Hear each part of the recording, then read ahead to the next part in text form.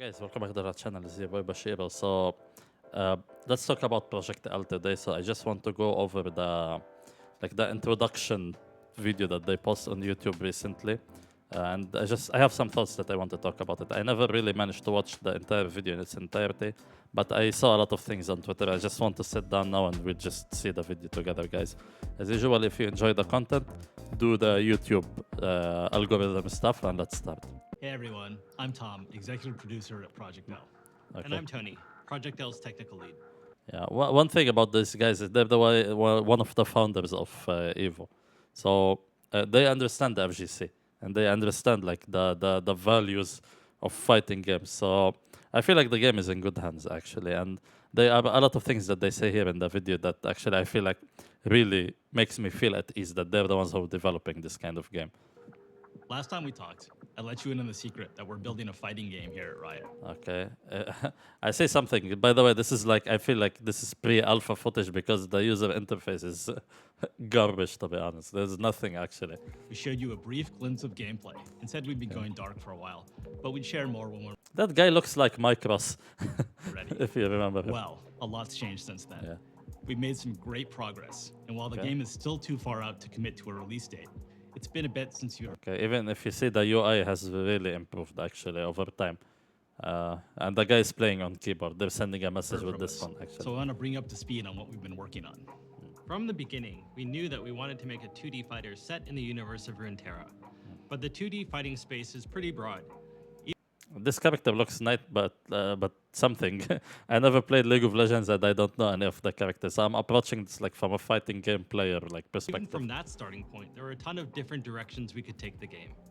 After lots of exploration, we're excited to say that we've landed on a direction that we're pretty pumped about. Okay. In this quick update, we'll walk you through our high-level approach when it comes to core gameplay, character design, and netcode.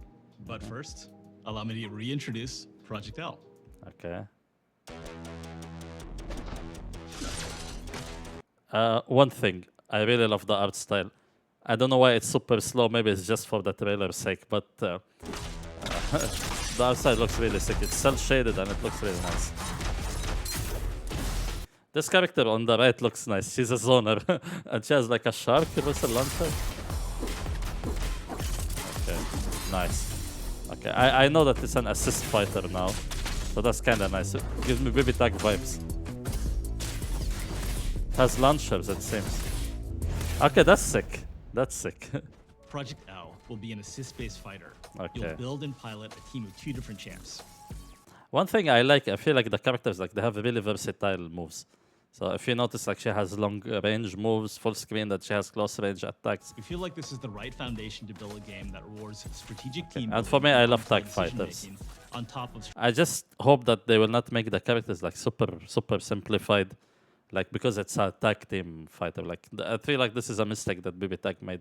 I feel like the characters need to have like their own whole kit, and they Strong complement fighting each other with the fundamentals. tag mechanics. Our goal is to build a game that delivers a fast-paced, dynamic God. combat fantasy Left to right while leaving mix-ups. plenty of room for you to be creative and express yourself in gameplay. Okay. Like a lot of you out there, we're inspired by the insane outplays, hard reads, and 200 IQ plays behind some of the most iconic moments in fighting game history. Okay. The dream Thank for you. us is to deliver a game that allows you to create new iconic moments for many years to come. Okay. So it seems that they have an intention to make the game Now let's creative. talk about controls. I know that a lot of you have strong opinions about mechanical difficulty in fighting games. Okay. For Project L, we're embracing the easy To be honest, I don't like this idea. Like they will make special inputs really easy. I feel like there needs to be some difficulty for special inputs. Not too complicated, but you need to understand that special moves are supposed to be powerful, you know, and you use them like when you master the controls of the game. So assigning them to one button, for me, I don't like this idea actually. And the other thing is that like you have moves like DPs or super moves. Like the reward is high. It's high risk, high reward kind of move because it gives you like additional properties on the attack, like invincibility. So the input is supposed to be difficult because there is a high reward coming out of it if you manage to do it successfully. So mapping those things to one button, I don't like the idea. But I feel like they're maybe targeting people who play actually League of Legends and they're playing on keyboard all day. So maybe they will feel like the motion inputs will be a bit hard to for them. learn, hard to master mentality. So yes, we are making it easier to jump in with a new character and learn their basic kit. Okay. That said, We absolutely believe in rewarding the time you spend going deep on a character and providing opportunities for you to showcase your high-end mastery. One of the delights of fighting games is seeing top players move and fight in a way that's inspiring and distinct from lesser skilled players. Yeah, We want I to like set this. that aspirational summit and build a steadily increasing difficulty curve to get you there. I'm interested to see how they will approach this easy to learn how to master, because if they're starting with eliminating the difficulty for special moves, so how you're gonna increase the difficulty, like, or the mastery of a character? Because I feel like you're lowering the execution barrier, which is fine in my opinion, but you don't need to go too crazy. I feel like a game that did this really well actually is Grand Blue Fantasy Versus. Like they made you being able to do special moves like with one button, like with a direction, but it moves had cooldown. And if you use the right motion input, you can use the move normally. So that's something I really like. The other thing, there's a guy cleaning on the right, the graffiti. This isn't about building a game where new players have a chance to be the pros. It's about unlocking the fun at all skill levels. I am very interested to see how they will achieve this mission, because that's something that a lot of fighting game developers they're trying to do and they always fail at it. Like they say that they want to make it fun at all skill levels, but what happens usually is like they will not please everyone. So if the game is easy, the beginners will be happy and the pro players will not be happy. And if it's too hard, it's a very tricky balance. And I feel like things like auto combos or increasing the damage and like making the combos easier, I feel like they are hurting fighting games in the long run. So how they are gonna do this, I'm very interested to see. Is it be another failure? Like a lot of fighting games recently, to be honest. Like for a game like Guilty Gear Strive, you are making the damage so high, and you're making execution relatively easier and the combos easier. So you feel like you will get robbed over time, to be honest, the more you play the game. So how they achieve this balance, like making the game fun at all levels, that's something that I'm very curious to see how they will do it. Character design, of course, plays a huge role in this. For characters, our goal is to deliver on the iconic moves that League champions are known for, but adapted to work in a fighting game. I have no idea what We League want of our chance Legends. to have powerful, flexible kits Hit that give you champions the are. freedom to play your character your way. As an example, I'm thrilled to introduce you to Echo, re-envisioned for Project L. Okay. Echo is a punk genius. He's a brilliant inventor who, through Nice, time nice manipulation, movement. can rewind his own mistakes and stay one step ahead of his opponent. The centerpiece of Echo's kit is his Chrono Strike. It's a forward-moving slash that's a pretty good The poke graphics and a will look combo really over. nice. When Echo slashes with Chrono Strike, he generates an after image that he can That's rewind really back nice. to I really any love time this in the mechanic. next few seconds of the match. You can use the rewind to double down on your first slash or make a different choice and branch into a high committal launcher. Okay, it seems that it has some sort Echo of a works cooldown just because fine he's as a pulling mid-range something. zoner, but he really comes online when you take full Yeah. advantage of the rewind ability. He can vary the timing of the rewind to mix up his opponent, or cover for assist attacks made by his teammates. I really love this setup And base. in the right hands, rewind can also be a strong combo extender. I wonder how much And the then there's juggle Time ability Winder, will be. Echo's Time Grenade. Time Winder This works looks great for stupid. basic zoning and combos. The real payoff comes when you're able to throw Time Winder from range, giving it a chance to charge up and explode into a time distortion field that slows Echo's opponents for the next few He seconds. looks of so the match. cool, to be honest. For both of these moves, I usually our don't approach is like to male use a tool with characters, a but he clear looks primary good. role with lots of potential for extra utility when you use it in the right Nice. situation. Now, while gameplay is obviously super important, high-quality netcode is essential for any great fighting game. Every single fighting game developer, I'm looking at you, French Brett. This is this is the post-COVID-19 reality. Your netcode needs to be solid, and your servers need to be solid, and the online matchmaking needs to be solid. If your game doesn't have this, for me, it's automatically trash. So this is Sorry. an area where we're investing big. I'm going to turn it over to Tony, and he'll walk you through some of our networking foundations. Netcode has been a top of mind topic in the FGC for the past year, Yeah. especially since we haven't been able to gather for live events. Yes, thank For you. Project L, we've designed our entire networking stack to deliver the same highly responsive gameplay that you'd get playing offline. Of course, this starts by using rollback networking at the core. See, rollback. Good rollback. does a great job of maintaining a consistent low input delay across a wide range of pings. We've also developed a new networking model that enhances the benefits of rollback with core technology developed by other games at Riot. Okay. We'll route network traffic between You have to know something. What they're gonna talk about is really important because it's not only about good netcode, it's also about good matchmaking and good routing of your connection.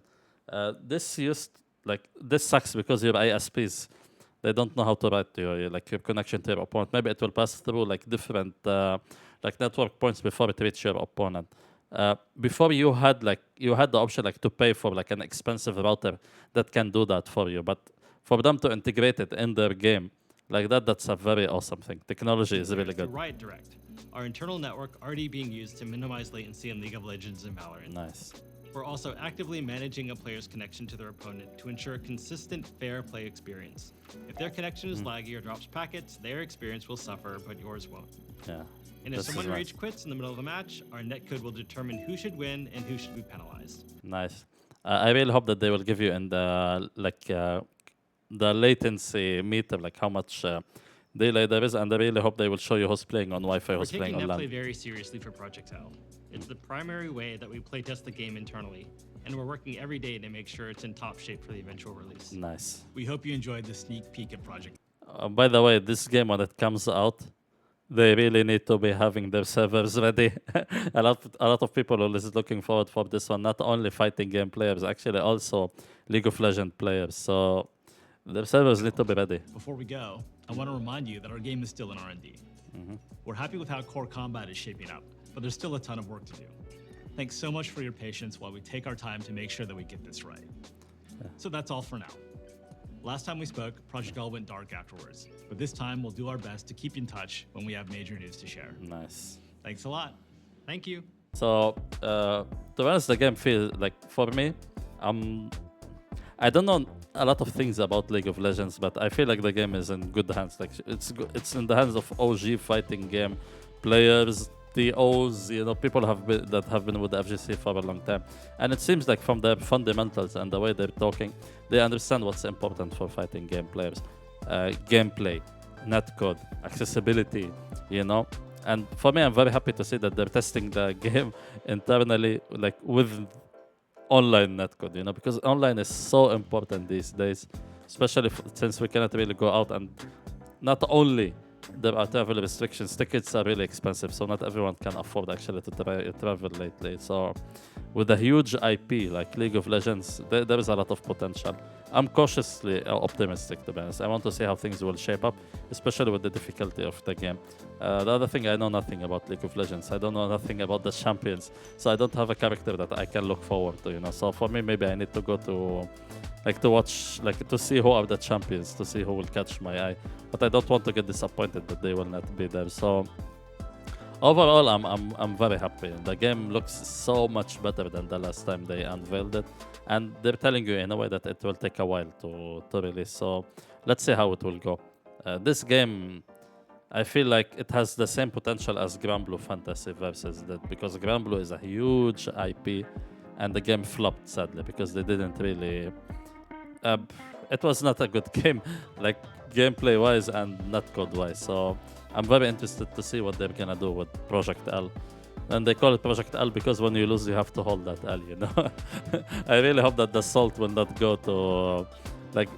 I know that the League community is a very salty community, especially from my friends. So I really hope this game will have positive vibes. I'm really excited. I just want to see more content. We have a lot of good things happening for fighting games lately.